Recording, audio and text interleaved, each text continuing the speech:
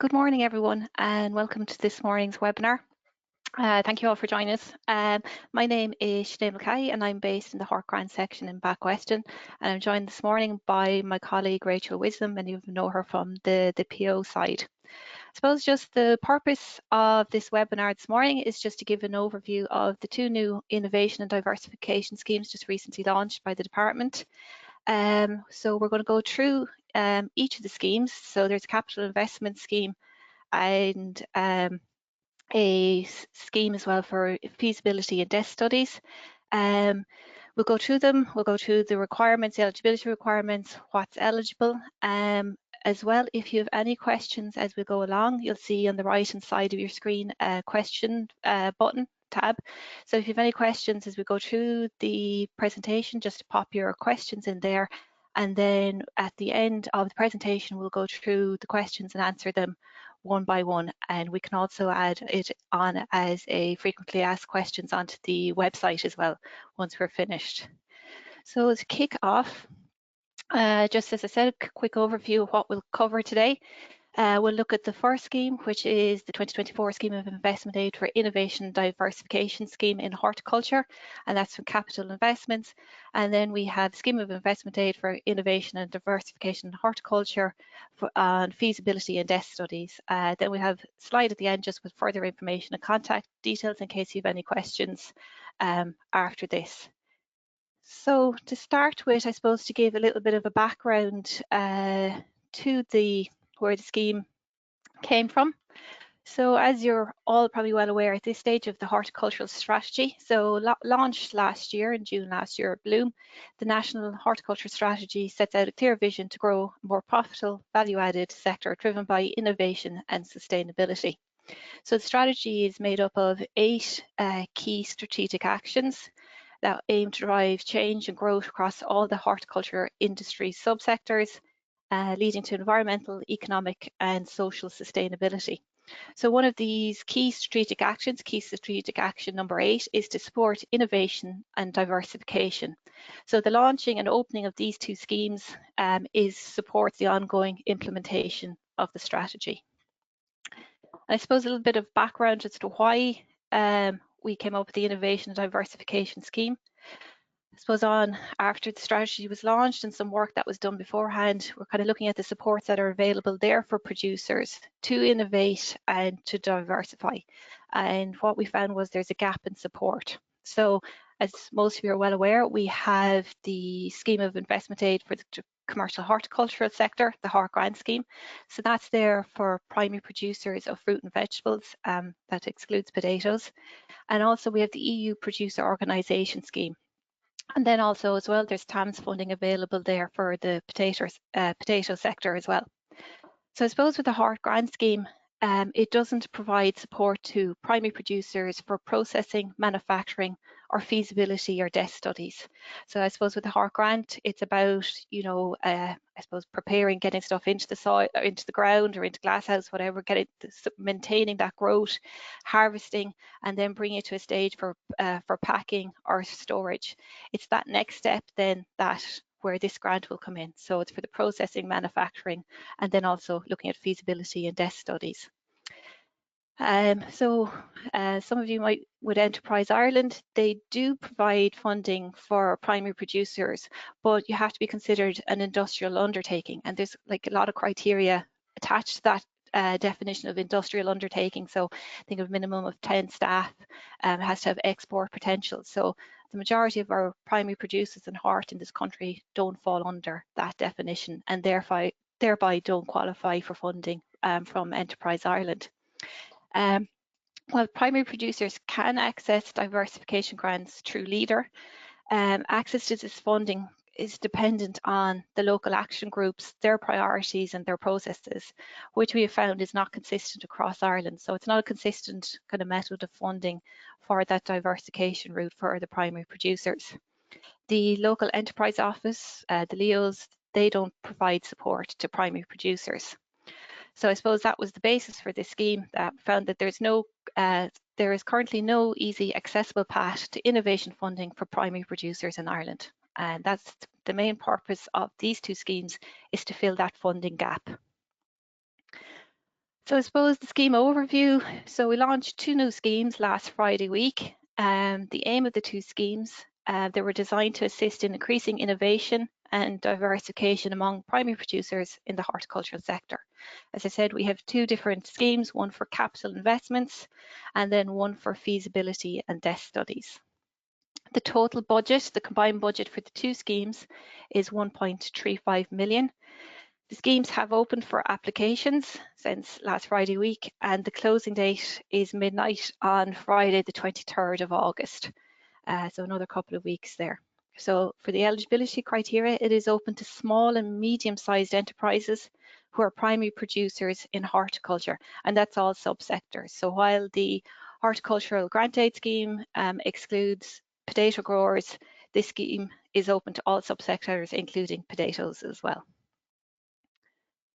So I suppose this is probably our first main bit of feedback that we have gotten on the scheme in relation to our timelines.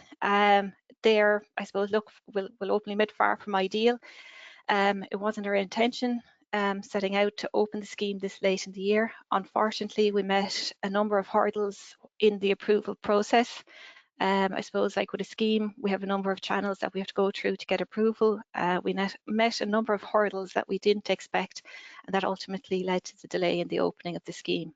And again, I know it's, as we said, we've been hearing it since we've opened the scheme, the timelines are very tight. We are well aware of that, but unfortunately there was nothing we could do. We just didn't have approval from the necessary channels to open it until we opened it there last Friday week.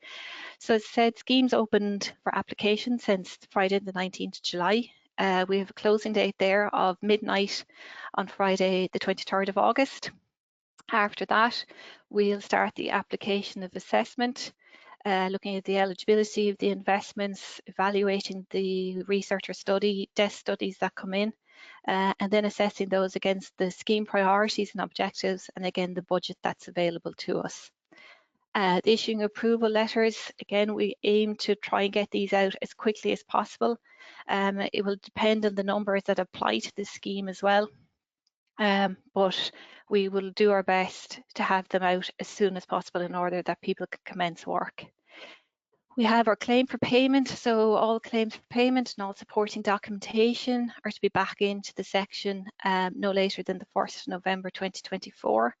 Again, this is allow us time to, on the capital investment side, each application will have to be inspected, and the admin team in the Hort Grant section there will carry out their admin checks. Also then in relation to the desk studies and feasibility studies, we'll need a bit of time to ensure that they're assessed. We'll go through later on the requirements that they need to have in addition to the invoices or payments coming in.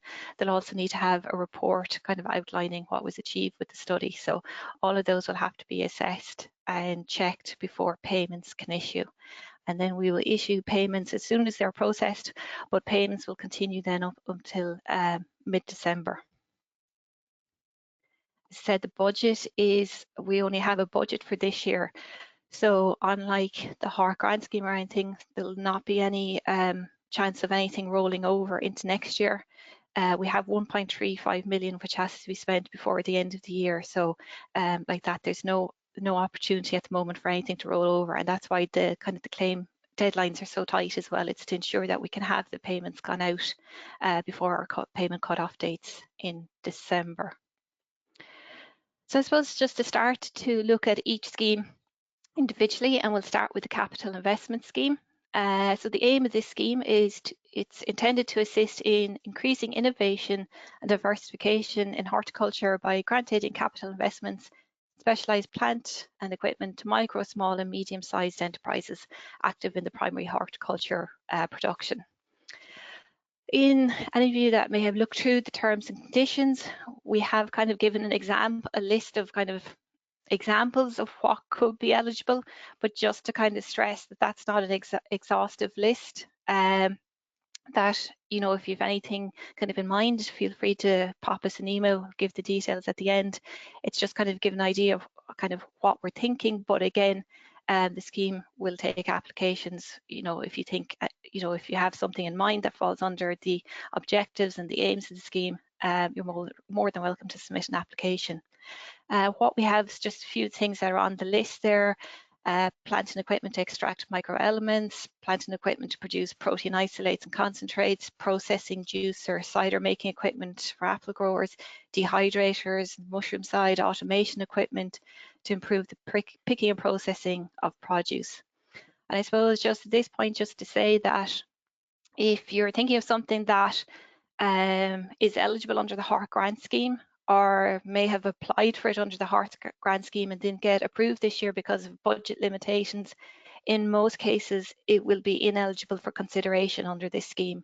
This scheme is really looking at that next stage, like as follow on from the HORT grant, at the processing, the manufacturing, that side of it. It's that step up from the HORT grant. So the majority of cases, anything that was eligible for the HORT grant will not be eligible for consideration under this scheme, with the odd few exceptions. And also as well, just on the potato side, I suppose just to say this is not a continuation of the seed and chipping potato scheme. Again, it's completely separate. Again, we're looking at that next stage of production and diversification and innovation. The rate of grant aid, so there's maximum rate of 50% for standard applications, and then in the case of young farmers and licensed organic growers, it's 60%, subject to specific eligibility requirements for each group being met. These are fully set out in the terms and conditions, but just to give you a quick overview of some of those requirements. So just on the young farmers, so the young farmer is someone who's more than 18 years of age and age 40 years or younger at the date of submission of the application form. Anyone familiar with the HORT grant will know that we have 35, but we have it raised here in this scheme to bring it in line with all other young farmer schemes across the department. The TANs and young farmer on the base and all that is all for 40 years or younger. We now have a requirement regarding occupational skill and competence. So there's educational requirements in order to get the young farmer top up. Again, they're set out in Annex 1 of the terms and conditions, and again are in line with any other scheme within the department. I suppose something new as well here for the young farmers is that previously young farmers farming as part of a group, so someone in a joint herd number, in a registered farm partnership or in a company, they're eligible to claim the higher rate of grant aid. They will now be considered eligible for the higher rate of grant aid if certain conditions are met.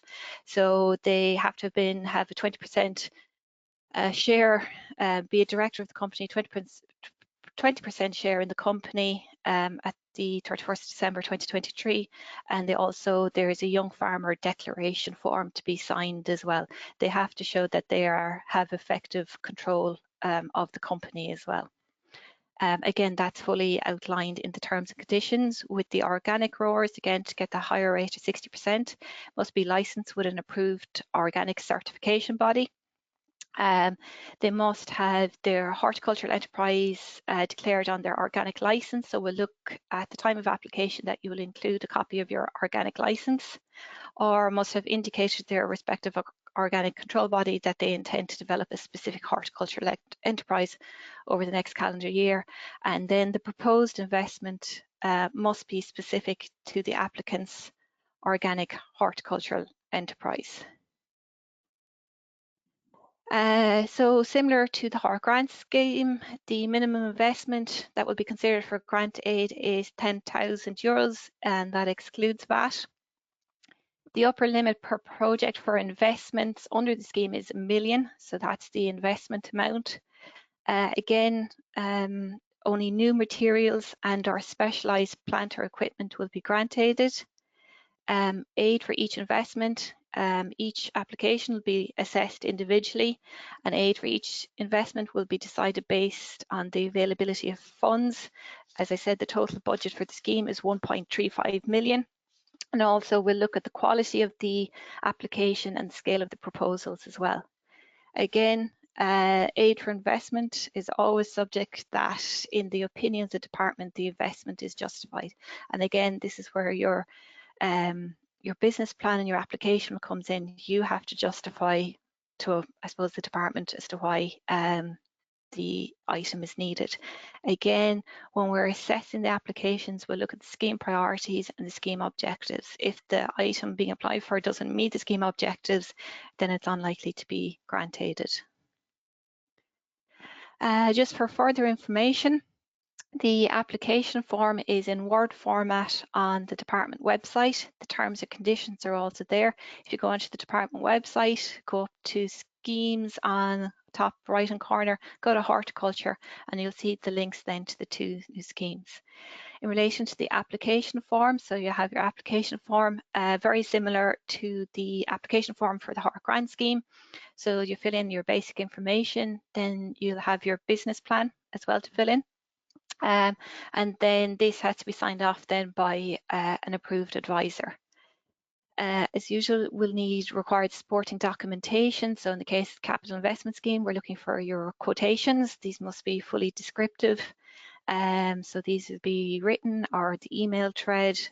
If planning permission must be in place at the time of application, given the tight timeline with the scheme, we wouldn't have time for someone who's just applied for planning. So planning permission must be in place.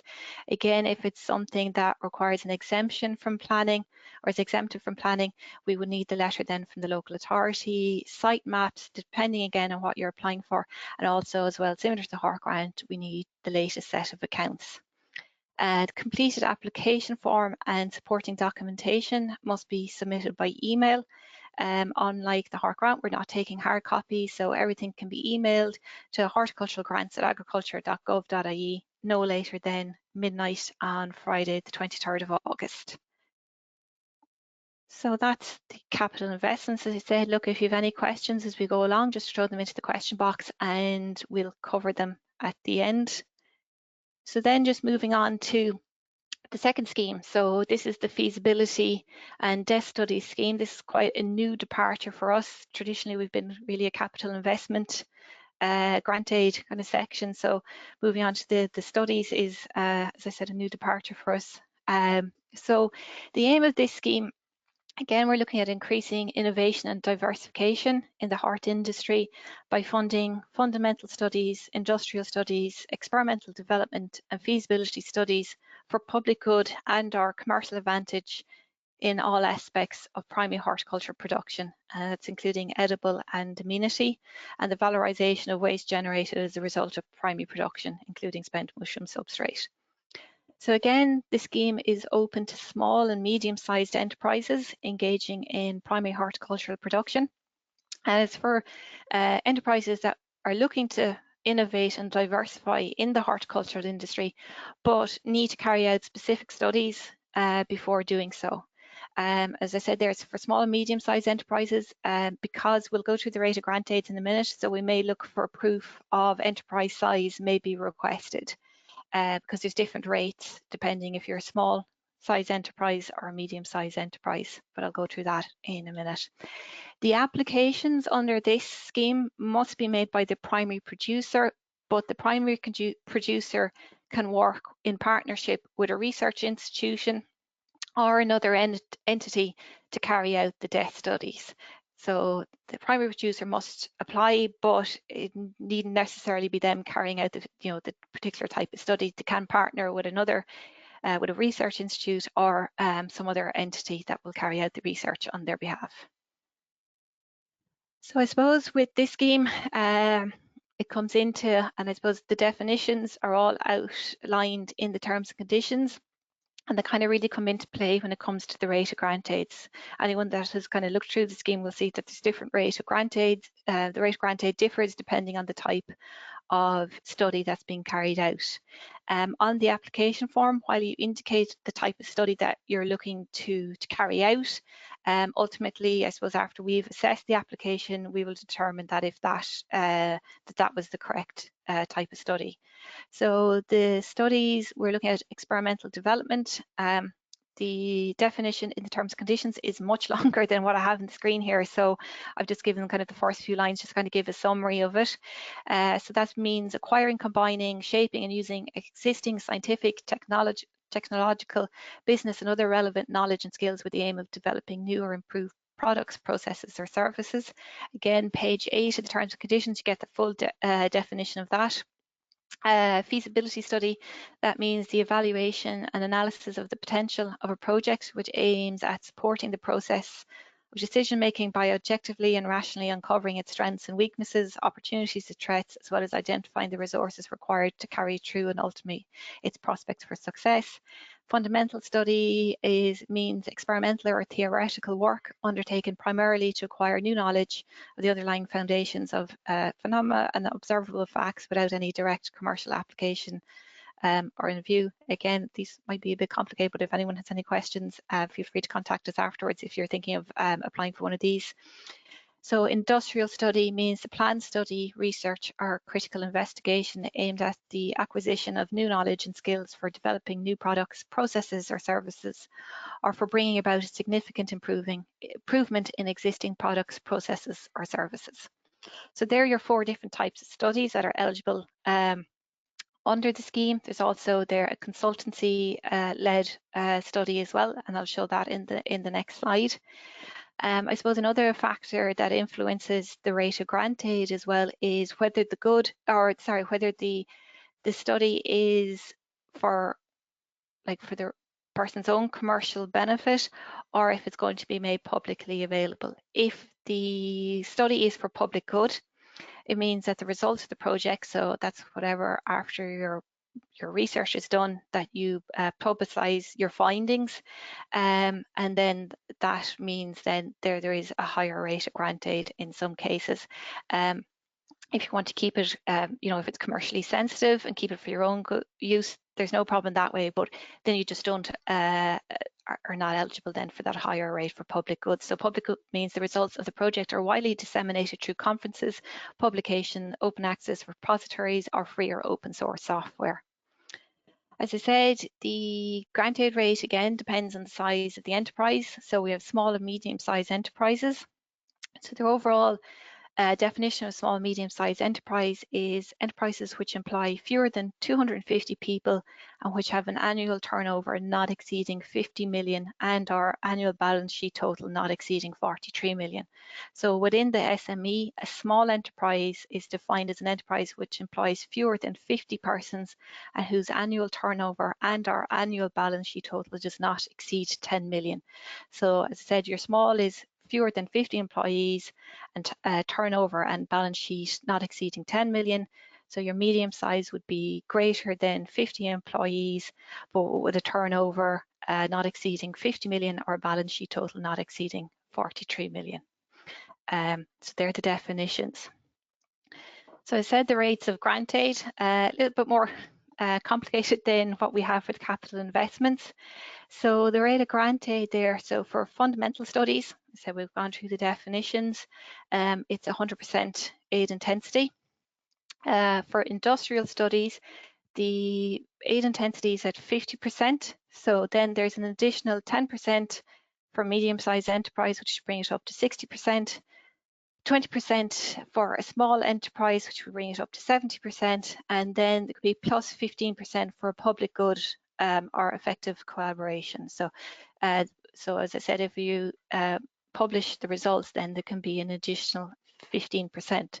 So I suppose then just there's one caveat there. So if you were looking at the 50% and you're a small enterprise, which is the 20% plus 15%, if you decide to go with public good, it would actually technically be 85, but there is a limit under this particular article and it's under the GBA regulation, so the total maximum aid possible is 80%. So just to clarify that it's only the maximum of 80%, even though if a small enterprise for public good, it should be, it adds up to 85, but under the particular article in the regulations, aid is 80%. For the experimental development, basic aid intensity is 25%, plus 10% for a medium-sized enterprise, 20% for a small enterprise, and again, an additional 15% for a public good. And again, the maximum, even though I know it's a bit confusing, it says maximum aid possible there is 80%. It's just the way that it sets out in the regulations. Even if you added all of those up, you won't get to 80%, but just when we're doing the types grant aid and we're doing the terms and conditions, we have to specify what's in the regulations, and that is for industrial studies and in experimental development. If you read the GBA regulations, it says total maximum aid possible is 80%, but on the experimental development, you're looking at a maximum there of so 25% plus 2045 plus the 15 then is 60% is actually the maximum made possible in experimental development, but that's just the way the regulations are written. For feasibility studies, it's 50% basic plus 10% for a medium-sized enterprise, plus then an additional 20% for a small enterprise, so bring it up then to 70% for small enterprises. And then, as I said, this is the other one, that type of studies that can be carried out. So it's a project-based consultancy services provided by external consultants in line with the scheme objectives. Excuse me. And that aid intensity there is set at 50%. And with that type of project-based consultancy service, there's no additional aid possible, so there's nothing extra there, whether it's small or medium size, or if it's for public good or for your own use. So again, similar to the capital investments, we have set out a number of project examples in the terms and conditions. Again, they're just kind of a list, a fairly substantial list of kind of examples. Again, that's not exhaustive. We are open to receiving applications outside of those examples. So just some of the ones there that were included: studies into new varieties more suitable for the changing Irish climate, extraction of microelements from plant produce, feasibility studies into edible and non-edible produce to take advantage of import substitution opportunities, feasibility studies into the viability of new crops that are suited to Ireland's climate, feasibility studies to demonstrate the viability of innovation and diversification successes from overseas. Again, this is just kind of examples. You're not limited to these examples. And again, I understand that even going down through those examples there, given the time frame, I know a lot of those looking into viability of new crops and all that, just the time frame isn't there that we have this year to carry out those types of studies. But again, if you have something in mind and you want to kind of, we have the details there at the end, you can more than happy to have a look at it before you submit an application. Again, the upper investment per project under the scheme is 500,000. The application process a little bit different on this one. We have an online application form. So with the capital investments, we have a Word document there that you fill out and you email to us. This one, it's an online application. If you go onto the website, you'll see a link there, and that will bring you through then into the application form or proposal form, which is probably a better description. There's 5 sections on the application. So the first part, you'll include your basic details. Again, it's the primary producer that's applying. So again, this is essentially nearly like a research proposal that you're setting out. So we'll look for details of the proposed feasibility, desk study, or fundamental or experimental development. We have a number of questions there on the project information. We'll ask then for you to set out your project task list. So what particular tasks are involved in the study, the time frame to complete those, and kind of expected outcomes. Then have a few questions then on project management: who's going to manage it, who's the lead coordinator, who's doing the research, and just kind of the overall managing of, making sure that it's completed on time. And then the last bit then is in relation to the project budget. So I'll ask you to put in your breakdown of your costs. Again, it's set out in the terms and conditions on what costs are eligible. So there's like personnel costs, and there can be equipment. So you can set all of those out in the table that's on the application form of your projected budget. So once then we receive the completed application form, it's evaluated in 2 steps. So there'll be a preliminary assessment that will be carried out by ourselves, and then once that's assessed and everything's in order with it, that the application form has been fully completed, we have all the necessary supporting documentation. Again, on the online application, there is an option there at the end to upload any supporting documentation then that you want to include with your application. And I suppose just on the uploading, we used this system for our horticultural crisis fund earlier on in the year, so I suppose just some learnings from that. there is a limit of 1 megabyte when uploading the data. So if you're taking a photograph of a document, you might have difficulty uploading it. So ideally maybe in a Word or a PDF to upload it. If you need to send photos, there's no issue with you emailing them to the Horticultural Grants inbox then to accompany the application. And then as well, the application is best done from a laptop or a desktop. It doesn't work too well doing it from a phone. So just that for additional information. So as I said, we'll evaluate it in 2 steps, looking at the preliminary assessment and then the expert evaluation. So the expert evaluation will depend, we'll wait and see what projects we get in, and then we will find if we have that suitable expertise within the whole department itself. We have a research division that has a lot of expertise, so can call on them, and if necessary, depending again on the project, we may seek external experts as well to help evaluate the project. So as I said there, application forms and supporting documentation submitted through the online application. Again, the closing date is midnight, the 23rd of August, 2024. Again, would just ask, I know kind of from experience with other schemes, kind of a lot of, applications will come in the last week. If you're thinking of applying and you have your stuff in order, I just would encourage you to submit your application as soon as you can. It just means that we actually, if we have applications in within the next week or two, we can actually start looking at those straight away instead of waiting till the end. So it'll kind of allow us to start the assessment process and then ultimately mean for a quicker issuing of the approval schedules. So as I said, look, we're trying to get approval schedules out as quickly as possible. So just if you're thinking of applying, the sooner you can get it in, just means we will actually start to look at applications as soon as they're received. So approved projects must be completed and the claim for payment along with the project report must be submitted to ourselves no later than the 1st of November 2024. As I said, with this one, in addition to submitting your details on payments and invoices, we need to get a project report as well. So the project report should be concise and non-technical. We're not looking for full research, PhD type thing here. We're just looking for something no more than 10 pages. And this report should provide a full account of the work completed by the project. So what was done, what was the outcomes, again, describing the objectives, methodologies, the outcomes of the study, and then just a short summary demonstrating the relevant findings of the study as well, as I said. So no more than 10 pages, just a concise and non-technical report of what was done during the study. And again, just if you were looking for the additional grant aid there for the public good, we will look for evidence that the publication proof that the information found from the research has been disseminated publicly. So as I said, full details, the application forms and the terms and conditions can be found on the department website. The 2 links are there. Again, just under schemes and under horticulture, you'll find the links to the 2 schemes.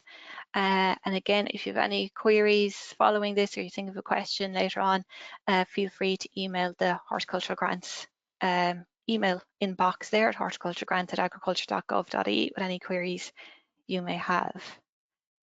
So that's it from me, and I think we're going to hand over to Rachel, who's going to call out if there was any questions put up. Yep. Okay, so thank you very much, Sinead. We have a few questions in here. Just to add with the questions, a few of them are a little bit specific, so we may follow up with the person who sent the question, but we'll provide a bit of a response here now. But if there's anything we can't clarify fully, we'll definitely follow up with the person in question. So with the first question, Sinead, is quite straightforward, and I think we've already dealt with it. Can the deadline be extended as specific machines require a longer time frame to fabricate and assemble? Okay, so that's obviously the deadline for the claim for payments.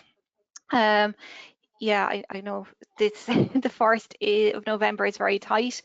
We had to put a deadline on it for the 1st of November because we're unsure of how many applications to get through.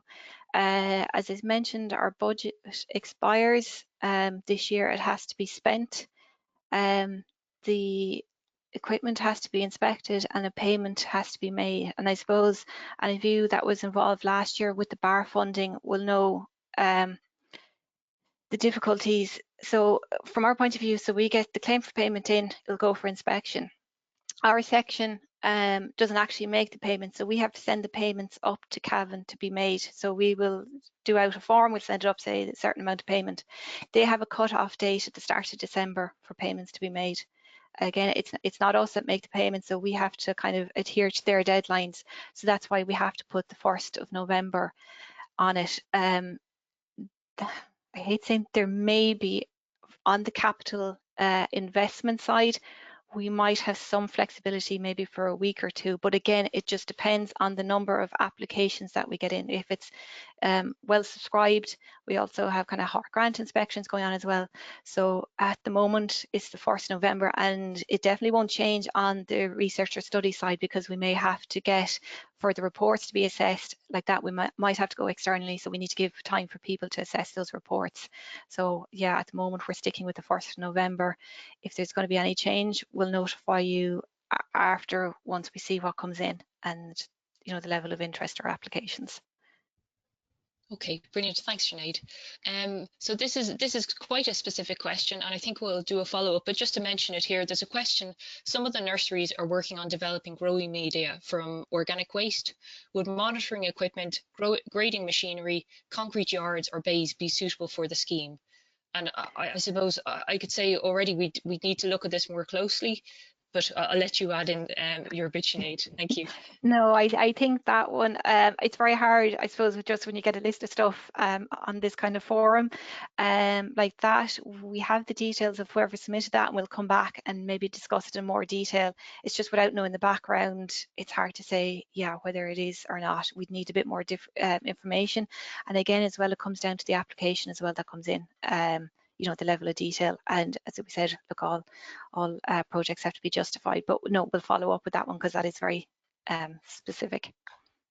Yeah, okay, so then there's just a question on the Young Farmer Scheme, and you mentioned some of the changes there under the scheme to make it in line with other DAFM schemes.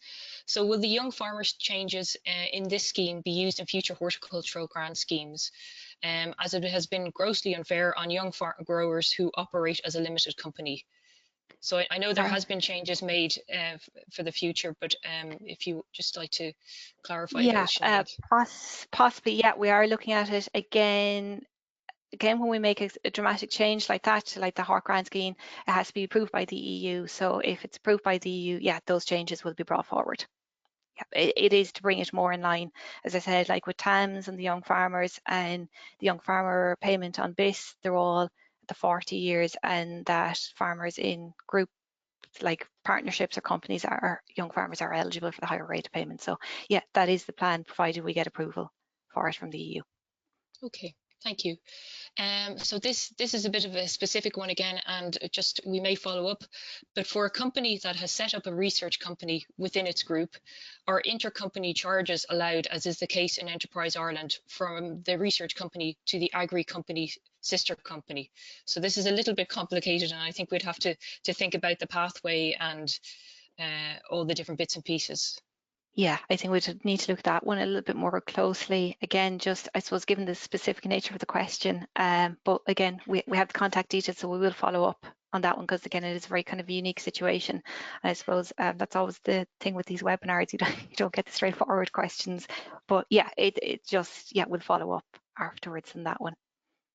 And a slightly specific one then again, would plant genome sequencing be covered where it is not yet available and where it fits in the timeline?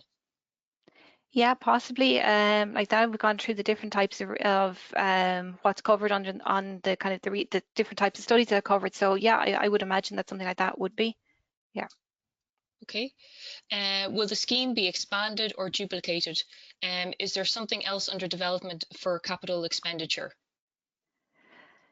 Well, the scheme, I suppose, look, these two schemes, we just have budget, the 1.35 million budget for this year. I suppose to say we are hoping that we will get allocated budget later on in this year, and if we do, we will look to reopen the scheme again next year. And I suppose, like with this, we can see what we get in, we can see how it works. If we need to make tweaks or changes to the scheme next year, we will. But our plan would be that this scheme would continue next year, and that's subject to getting a budgetary provision. But at the moment, we're working on the basis that we have 1.35 million for this year, and we're not kind of looking beyond that at the moment. We would hope to continue it. Okay, an interesting question in here. Are micro small horticultural farmers such as 1 acre eligible for both schemes? Yeah, so it's, as we said, it's open to small, medium-sized enterprises, and I suppose like that, under that small, medium enterprise definition, micro farmers come in. We don't have a restriction on size or turnover like that. Is down. So on the capital investment side, just the minimum investment level is at 10,000, whereas we don't have a minimum on the feasibility of debt study. So yeah, there's no reason why they're not eligible. Once they're a small, medium-sized primary producer, then they're eligible for the scheme. Brilliant. If I submit an application before the deadline, will I get a decision before the 1st of September? We are encouraging people to submit applications as soon as possible. We won't be issuing any decisions until after the scheme closing date, because we couldn't possibly issue any approvals because of we have to see what way our budget is fixed. But I'd be kind of hoping that we would have ambitiously early September, very early September, we would have approvals out. But it just means if we have an application in, it allows us to start assessing it straight away. So the approval should issue quicker to ones that are in earlier. But it won't be anything, it won't be before the closing date. Okay.